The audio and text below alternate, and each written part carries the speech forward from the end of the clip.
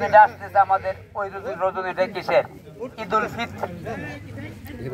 ঈদুল ফিতর ওই ঈদুল ফিতরের রজনীতে এই মাহে রমজানের 30 দিন যত সংখ্যক বান্দাবান্দিকে রব্বুল আলামিন মাফ করবেন, তো ঈদুল ফিতরের রজনীতে তত সংখ্যক বান্দাবান্দিকে আল্লাহ মাফ করে দেবেন।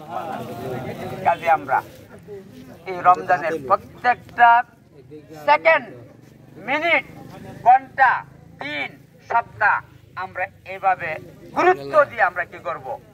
নেক আমল করার জন্য সচেষ্ট থাকবো। আল্লাহ পাক রব্বুল আলামিন আমাদেরকে সবাইকে তৌফিক দান করুন। সবাই বলে আমিন। কেননা এই রমজান মাসের একটা নেক, একটা ভালো আমল অন্য মাসের 70টা আমলের চাইতেও ভালো। সুবহানাল্লাহ।